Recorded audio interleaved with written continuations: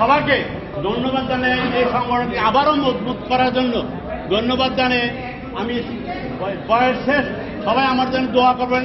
বিগত দিনে আমি যদি কোনো অন্যায় অপরাধ করে থাকি, জানি না করি না, যদিও করে থাকি ভুলতে, আমার সবাই মাফ করে দেবেন, আমি মাফ পাই। আর এই সংগঠনের জন্য আমি আবারও প্রাণ করে দোয়া করি, একসাথে যেমন সবাই ভাই ভাই হিসাবে থাকতে পারে। এই ধন্যবাদ জানাই, আমি সবাইকে ধন্যবাদ জানাই, পায়ে হাত দিয়ে বলছি এই সংগঠন জানতে। আমি সবার পায়ে পায়ে ধরতে পারবো না। আমি আবারও বলছি, সবার পায়ে হাত ধরে বলছি এই সংগঠনের জন্য শক্তিশালী হয়। এই অনুরোধ আমার শেষ অনুরোধ আপনারা রাখবেন, বিস্তৃত না করে। এটা আমার সাথে ওয়াদা করে আমরা থাকবো। ধন্যবাদ ধন্যবাদ। এক সময় হয়তো ড্রাইভার সমিতি পারে, এক সময় হয়তো মাস্টার ভোটার হবে না, আমরা দম ছিল মাস্টার হলে। আল্লাহ সব কিছু এরাই আসলে আপনারা রেগুলার আছেন, ধন্যবাদ দেয়। মাস্টার রেগুলার আছেন, নোয়াখালী।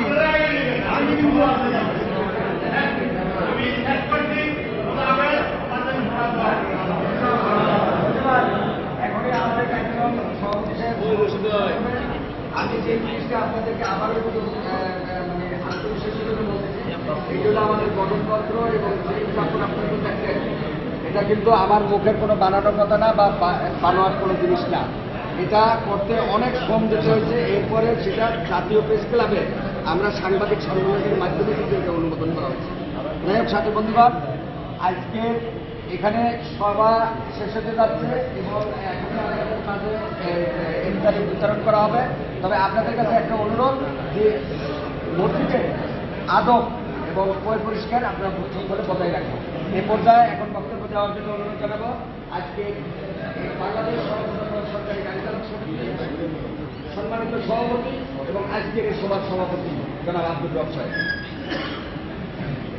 আসসালামু আলাইকুম ভাই। আবার আমি একটু কথাটা বলি, আমার সিনিয়র যারা আছেন, জুনিয়র যারা আছেন, আমার সমকক্ষ যারা আছে, আমি সকলের কাছে হয়তো আপনাদের 2 টাকা আপনাদের অজান্তে বা আমার অজান্তে খাইছি, নষ্ট করছি, যাই করছি, আমি আপনাদের কাছে আল্লাহর রাস্তে মাপ চাই।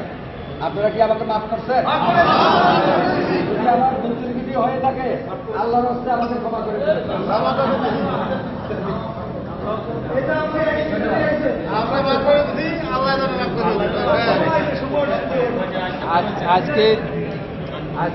আজকে যে বিভিন্ন আজকে দীর্ঘদিন থেকে আমরা ঐক্যবদ্ধ হওয়ার জন্য অনেক চেষ্টা করছি এবং বিভিন্ন কারণে, যেটা জিলানি বলে গেছে, আসলে কথাটা সত্য যে আমরা বিভিন্ন ইগুর কারণে একজনকে সন্দেহ করছি। আমরা কিন্তু সন্দেহের ঊর্ধ্বেই ছিল সবাই।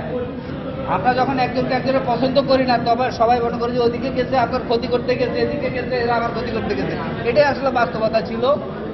আজকে যেহেতু আমরা আজকে একটা পবিত্র জায়গার মধ্যে বসছি, মসজিদে বসছি, আমি আপনাদেরকে জোর সুরে বলবো, আপনারা আজকে যে ওয়াদা করছেন ওয়াদাটা অক্ষর অক্ষরে পালন করবেন।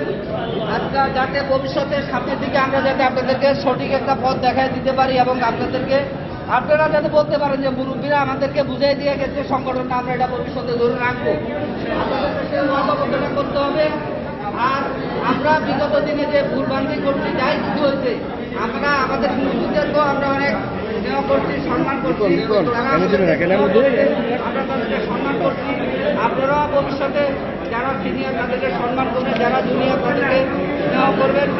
আর একটা জিনিস, ড্রাইভার সমিতি আপনারা সবসময় নিজের ঘরটাকে ঠিক রাখবেন, নিজের ঘরের ঠিক থেকে বাকি সংগঠন করার কোনো সমস্যা নাই। আর আমরা ড্রাইভার সমিতি যদি এক থাকি তাহলে অন্য সংগঠন আমাদেরকে ডাইকা নিবে, আপনার দায়া ডাকতে হবে না। আমার ঘরে আসবে, আমার ঘরে অন্য সংগঠন আসা বলবে যে আমাদের এই সমস্যাটা আপনি আসেন সমাধান, কিন্তু আমাদের দুর্বলতাটাকে প্রকাশ করেন না, দয়া করে করেন না। আমাদেরকে ঐক্যবদ্ধ হয়েছি, এই ঐক্যবদ্ধটাকে ধরে রাখতে পারবো কিনা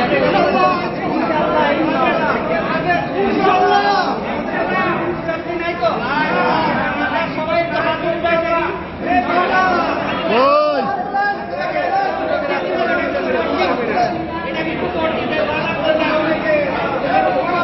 কারো যদি দলাদলি না করে সরাসরি কথা বলবেন।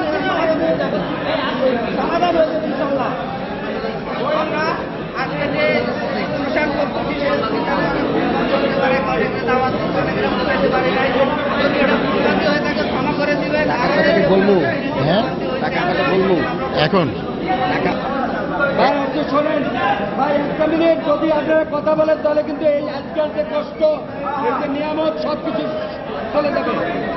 তো এইখানে আমরা ইতিমধ্যে আমরা যদিও ওয়েবসাইটে পাই নাই, আমাদের 2 জন গাড়ি চালককে বদলি করা হয়েছে। সেই বিষয়ে কালকে আমরা প্রশাসনে যাব। যদিও আমি কথা বলছি আন্ডারগ্রাউন্ডে, তো অন্য বলবে একজনের চাকরি আছে 2 মাস 10 দিন, তারে বদলি করা হয়েছে ঢাকার বাইরে। আমরা প্রশাসনের কাছে একটা অনুরোধ করব যে তাকে যেন ঢাকার ভিতরে একটা জায়গায় রাখা হয়। এই জন্য সকালবেলা আপনারা 5-7 জন আমার সাথে থাকবেন, আমরা প্রশাসনে যাব। 2 নাম্বার হলো আমরা যে এই যে বিষয়টা গেল আরেকটা আতিক, উনি রেগুলার হইতে পারেন না, কি কারণে হইতে পারেন না এই বিষয়টা নিয়ে আমরা কথা বলবো। হ্যাঁ, আরো 4 জন।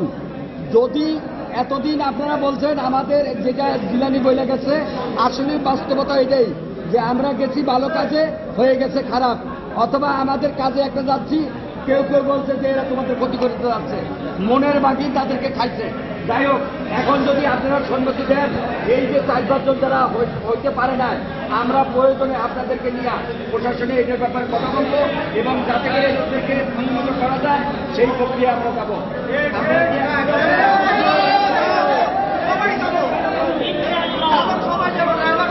মুরগি পোলাও এবং 300 পানি, 300 জুস এবং 2টা করে খেজুর।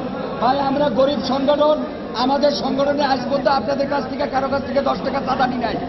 যা করতেছি এই পকেটের পয়সা দিয়ে হয়তো কেউ কেউ দিচ্ছেন সেইভাবেই। তো সেই বিষয় নিয়ে আমাদের জামাল, সে আমাদেরকে 15,000 টাকা দিচ্ছে এবং জিলানি 10,000 টাকা দিচ্ছে।